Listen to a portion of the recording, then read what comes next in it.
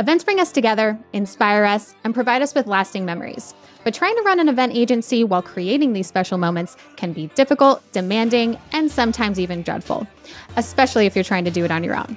So the question is, how do we create wow factors for our attendees while delivering top-notch client events, all while running a profitable business?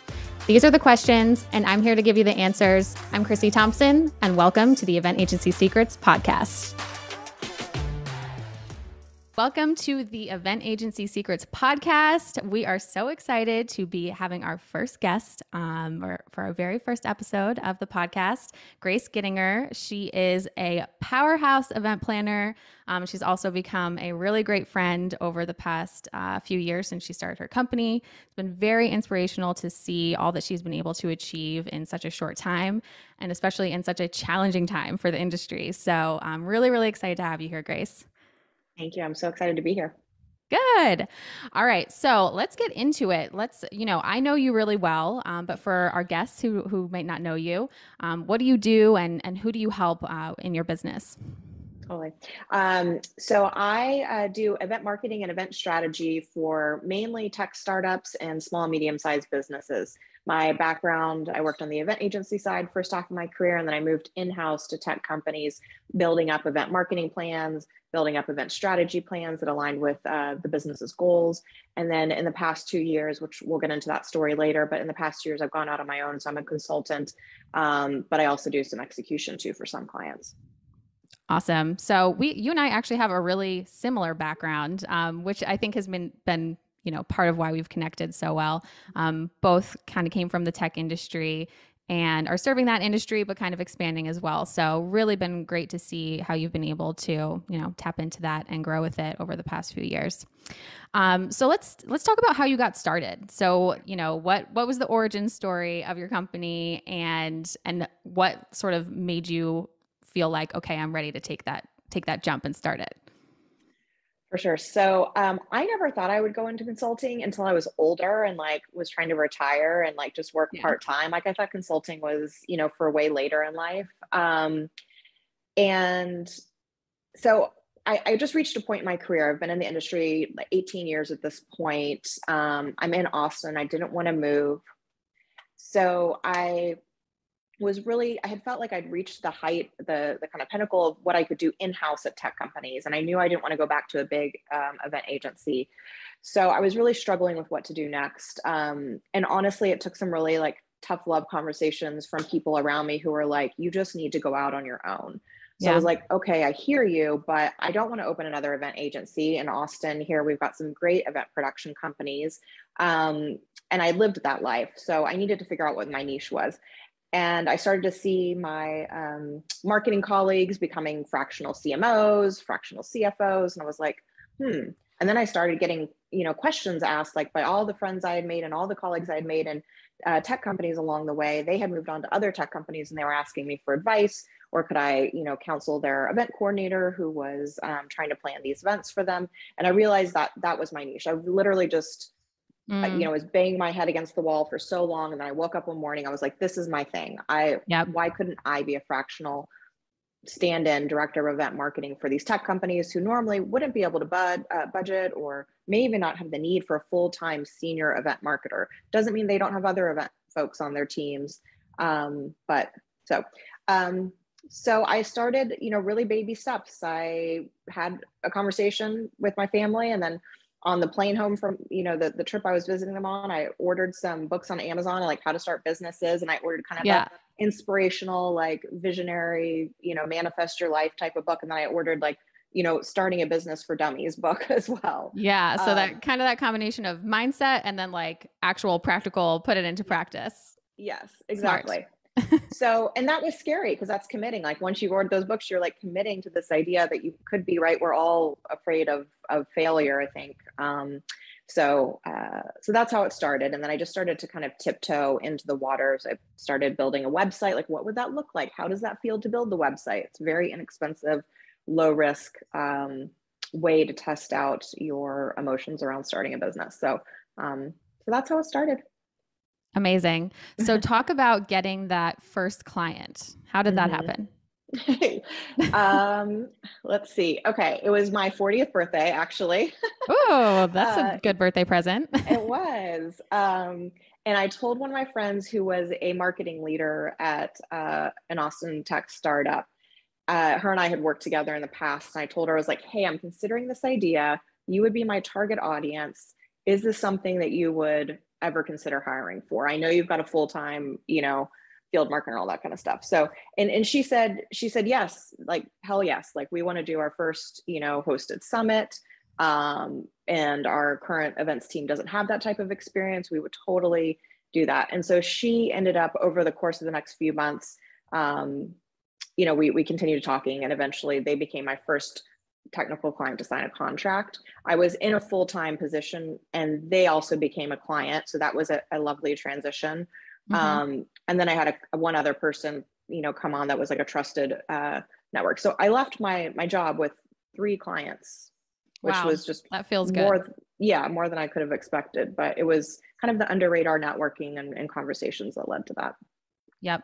And I think that's something that a lot of us think about before we get started is how do I make that transition? Do I need a client signed before I leave, or should I, build up a nest egg and just leave my job and then start and like hope for the best?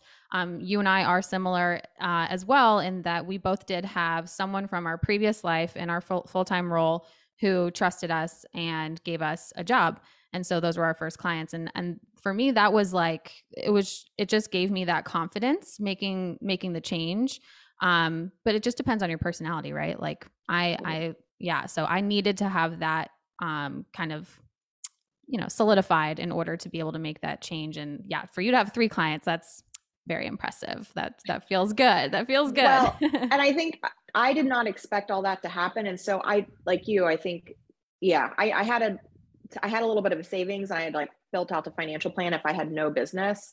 Yep. And I started planning ahead, and I'm sure we'll get into that more later, but I knew I did not want to count on having a client. So I did save up, and I did talk to my husband, and we came up with like, where would we cut costs if this doesn't launch immediately? And so smart. And it kind of like taps into our skills as event planners too. Like we always have to pressure test our event budgets, right? Like, okay, if we only get, 100 people to come, what's going to happen? If we get 200 people to come, what's going to happen? So kind of taking that skill about event budgeting and, using it in your personal finance to stress test, okay, if I were to do this and go out on my own, what would that look like at these different sort of like success rates and how fast I'd need to ramp up. Very cool. So let's take a step back and talk about why you got started. And this is something that's really going to be a theme that's woven through all my interviews that I do on the podcast, because we're all very well-rounded people, right? Like we love events, but we have lives. Like let's get to the meat of it. Like what's your why behind starting your business? Yeah, such a good question and important to think about before you go out on your own. I knew I had like just this voice, like this feeling in my gut that I was meant to do something greater and more expansive. And I all like put high priority on being happy and thriving in life. Like if I am just not feeling like I'm thriving, I will do whatever I need to do to try to fix that situation.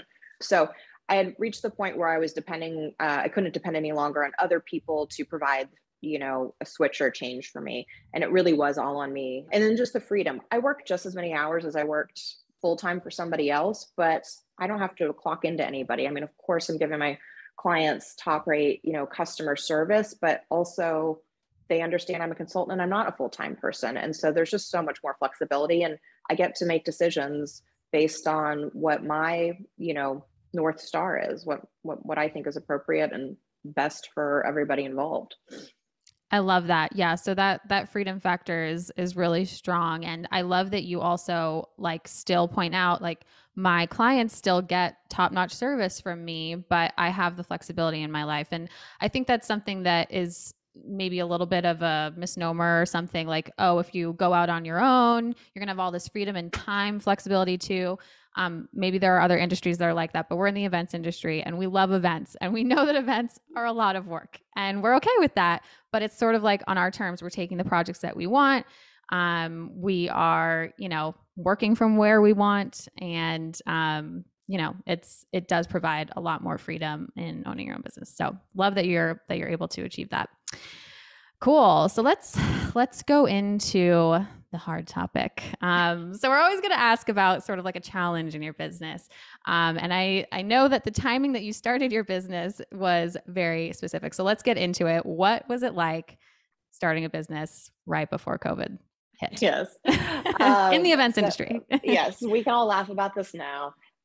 So my last day at my full-time job, which was very stable, very well paying, was a great team, was February 7th, 2020. Yeah. And yes, I left with 3 clients, amazing, off to the races. And then literally a month later, for those not in Austin, we have this big conference here called South by Southwest. It's, citywide. It's a huge deal. And so when they decided to cancel, I think it was a week or two before South by was supposed to happen, I was like, okay, this whole COVID thing is legit. But of course, at the time we thought it'd be like a month, 2 months, whatever. But by the time like June or July came around, things were shutting down. And I had like done all the postponement work and, cancellation work around my current clients' projects. So I filed for unemployment, and I was on unemployment for 6 weeks. Mm-hmm. And then I think just based on my network and the fact that I did have some marketing background, not just physical events, I had done hybrid events before. I had worked with tech companies. So I was probably a few steps ahead of some folks when it came to feeling like they were stuck with just in-person events. And I just started pushing. I took the same course you did, Chrissy, to get our digital event certification. And then I just started marketing. I had time to push out content on my Instagram, on my LinkedIn. I had time to do those things and build thought leadership around it and educate and reach out to my network. And so business did start to come in probably in August or September. And it started with like, obviously virtual events, some other projects I signed up for that maybe I normally wouldn't have, but more general marketing types of projects. Yep. But again, because I had that network built up already, such a strong network, people knew they could trust me with these non-event specific type of projects. Totally. And then it became all events by the fall or late winter of 2020. And I've been solid and had a part-time person, at least one part-time person, ever since winter of 2020. That's great. And yeah, I think we all just kind of took on those projects that we had to, right? And that it was a time of survival. And, now this recording is happening in March of 2022. So it really does feel like we can like see that light at the end of the tunnel at this point. Obviously, I'm in California, you're in Texas, things are a little different there. Yeah. And yeah, our experiences have been different locally, but, it really does feel like we are going to be on the other side of things now and have more agency around the projects that we're taking at this point. I know I took a lot of projects that I probably shouldn't have took, probably shouldn't have taken. But what we had to do, we had to step up to the plate. Those are the times where you're really put to the test. Like, are you cut out to be an entrepreneur? And you were put to the test literally a few weeks in. So I really give you kudos on how you handled all of that. And you're crushing it now. So it's been great to see. So that said, now that we're kind of coming out of this, what's next for your company? So I think it's important, and maybe we'll talk a little bit about this later too, is like deciding like what you want your company or your life or your career to look like if you do go out on your own. And for me, it's never been start a big agency and have office space and full-time employees and all of that stuff. And I had made that conscious, very intentional decision even before COVID. I went into this for freedom. Having office space, having a bunch of full-time employees doesn't feel like freedom to me. And right now I do have a team of, part-time folks that have been very flexible with me as well. So I would like to build up that remote flexible team a little bit more, to be able to take on some bigger projects and maybe even more projects. But only as much as it's like fun. If I stop having fun at some point and I feel burnt out and stretched too thin, then I reel it in, so having this flexible model of scaling and expanding and then contracting is really important to me. So smart. And I think we all kind of like get wrapped into this idea. I feel like, first of all, every Hallmark movie has like an event planner in it. And they're like they're like, this like boss at this event planning company and they have this beautiful office and this team. And I'm just Yeah, like, is that what I'm supposed to be aiming for? Like, and it's not really like that, like it's not like that at all. So anyway, I think you're very smart to, at this point, before you've tried to like ramp up really crazy and have all this weight on your shoulders and a team and overhead and all of that, to be very clear about that from the beginning. Like, this is what I want because this is the lifestyle I want. I think is so smart. But there are some people who they're like super visionaries. They need the execution, the operations people, and it makes more sense for them to scale to be more fulfilled in their job, right? So it's just absolutely. being really clear about what makes sense for you in your heart, in your lifestyle, for your family, all of those things, and then just going for it, right? Like, Totally. yeah. So Yeah. I am often like envious of like the big agencies and, seeing people with offices and full-time staff and all that stuff. I'm envious in a way that like I respect that because I know how much work it is and yeah. it takes even more risk than what I've done. So I think that's awesome. And I partner with a lot of those companies like you, Chrissy. We have partnered together. And so I get to feel a little bit of that energy. But I agree that it is an awesome direction to go if you know Yeah. what you're getting into. And you can build something great. Totally. And I hope to have folks from all sides of the business on this podcast. So everybody who's listening, everybody who's here for the Facebook Live, know that we will be featuring business owners from all different versions of event businesses. So, Grace's one version. I kind of have this like boutique agency model. We'll go with bigger agencies as well. I don't think we'll probably have like huge agencies on here because we really do want to cater to more like small and medium businesses in this group because we obviously have different challenges than large businesses. But it's just so cool. It's so cool to know that there are so many different routes that can cater to so many different lifestyles and personal needs. So we love it. Love to see it.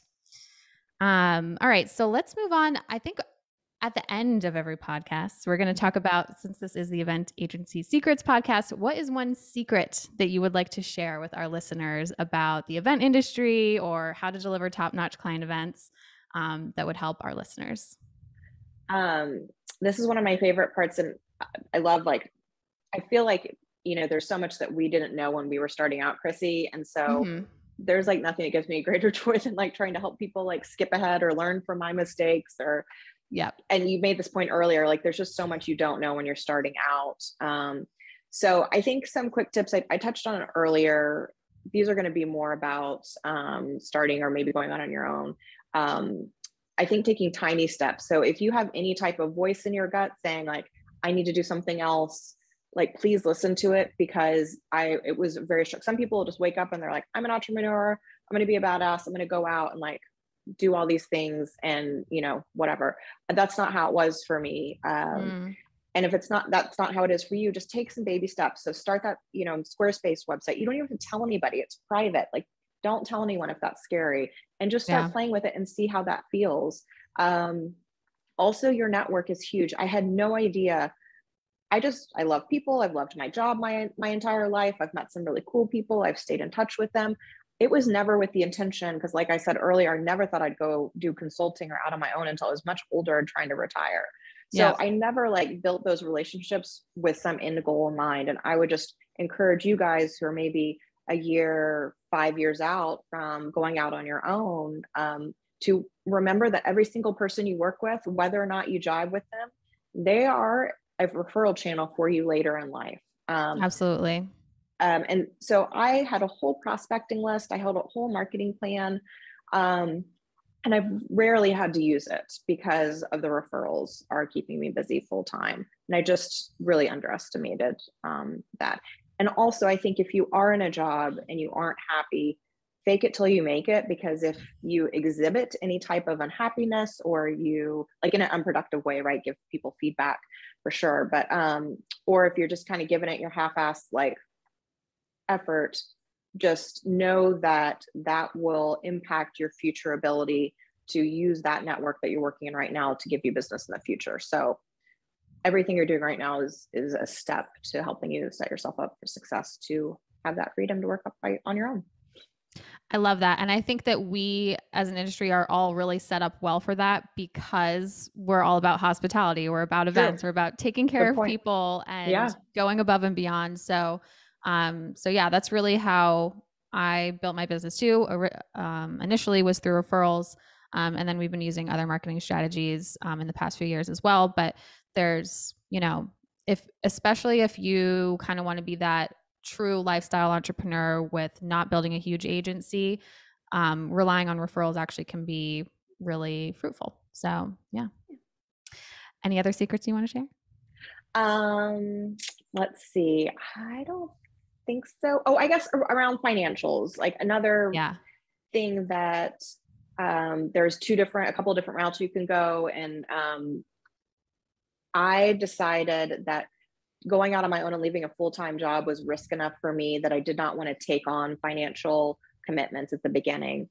Smart. And I, yeah, I also didn't want to put stress on my marriage, which my husband's amazing and has been an amazing partner. I just wanted this business to be like productive and happy. And so I wanted to remove as much stress as I could from it. So one of the Yeah. ways I did that was having a savings, having a financial plan. And then I've always paid myself first. So I only took on clients. My overhead is very, very light. At the beginning, it was maybe less than $500, business insurance, website, email, some client gifts, that kind of stuff. And then when I obviously started to hire contractors and part-time folks, it increased, but I really only hired those people when I knew I had the business coming in. Yep. So always paid myself first and then brought on employees and staff and contractors when I could afford it and had the business in the pipeline. As needed. Very Yep. smart. Very, very smart. Love it. Love your whole method here, Grace. I think there's so much to take away from this for anyone who's just getting started, even veterans who are kind of rethinking what their structure should be coming out of the pandemic. Maybe they had a larger agency, had to scale back in the pandemic, and are kind of trying to think through, okay, what's my ideal company look like in the future, based on the lifestyle that I want. So great gems, great nuggets. Thank you so much for all of that. We do have a few minutes for questions here. We'll see if anything came in the Facebook Live. I know that there were a few questions that were submitted ahead of time. I think we honestly only have time for one. So let's go for it. Can you talk about which pricing strategy you use? That was one that was emailed in. Yeah, absolutely. So when I was on the agency side, it was mostly project management fees, right? So we'd have project management fees at the bottom, or sometimes we'd mark things up. For me, again, going back to like, what is freedom? What is happiness? I chose a retainer pricing model because I don't have to worry about back end, like messing with numbers. My clients immediately see, like, I pass through all costs to them. I review contracts. I negotiate contracts, invoices, all that stuff, but it all goes through the client's accounting system and legal system. I literally work with my clients as if I was their in-house events person. Yep. So the retainers are based on an hourly fee. I usually just estimate them. I try to get people to sign at least 3-month contracts. If they can. If it's a new client and they just want to test the waters, I will do 1 month if I'm really interested in the project and want to win the business. But typically, if you have people turning over much more often than 3 to 6 months, it gets to be a lot of churn on your end. So that might be just a little bit of a tip to think about. And then I usually estimate the number of hours, and this will just take time to figure out. Yeah. Chrissy and I have talked about this a million times about, how many hours do events take? And one of the reasons a retainer model works is that I can take my best guess based on the past 18 years, but we all know stuff comes up, right? And so the clients know, and I've got a clear boundary of like, this is what I think, reasonable expected number of hours is per month for the next 6 months or year, however far out we're planning. But if something else pops up, you want to add a dinner, the summit gets extended to 3 days, we decide to completely revamp our strategy, then this is my hourly rate and I'll just charge a court, as needed. So as an add-on. Yeah. As an add-on. Yeah, exactly. And that includes my coordinators part-time, any staff. I don't, unless the client wants me to, I just let them know, like, you're getting 1.5 people for this rate, for this retainer, and everything goes through me. Like, you're getting this high touch kind of service, even though I know I've got some admin support in the background. Yep. I think that's makes total sense, especially with the type of business that you are running, being a real extension of their team. The Mhm. retainer model makes so much sense. So Yep. that's great. I'm great. I'm glad that we've kind of exposed that model because it's not as common actually for a lot. I think a lot of our listeners will be more in the event management side of things, doing project fees, management fees, that type of thing. So good Yeah. to see a retainer gal in here. And I think there's like pros and cons, like, you know, and everybody, your audience will figure this out, and there's pros and cons and they should try both. Yep. There, I know a lot of people who are on the event project management fee scale, and they feel like they can make more money doing it that way, and that's totally fine. I mean, I think it also takes more work to manage it that way and guess, but I would encourage the audience that if they do go that route, to be really clear in their contracts and their communication with clients, because that's the number one, I think, issue is that the project has scope creep, and then they Yep. don't get paid as professionals for that time. And we're all people pleasers, like you mentioned earlier, in the hospitality industry. So just be aware that that will happen, and be prepared to like stand up for yourself and just say, I'm happy to take this on, but it's going to cost you, a change fee or an addendum, whatever it is. Totally. And don't be afraid to actually pipe up when that happens, which I know took me years, many years to actually pipe up because I am such a people pleaser. I'm like, "Oh, I don't Yeah. want to, Yeah. I don't want to, go beyond what they had budgeted and Mhm. someone to feel like any negative feeling whatsoever because of me. Like that's ridiculous. You have value, you're bringing value, and this is what was agreed to. So don't be afraid to do that add-on if you need to. So Mhm. amazing. All right. That is the only time we have for questions. Thank you so much, Grace. This has been super enlightening. Obviously, I know you really well and I know a lot of your story, but I'm really excited that through this, we'll be able to share your story with others and hopefully give them some nuggets to help them on their journey as well. For sure. Thanks so much for having me. Thanks, Grace.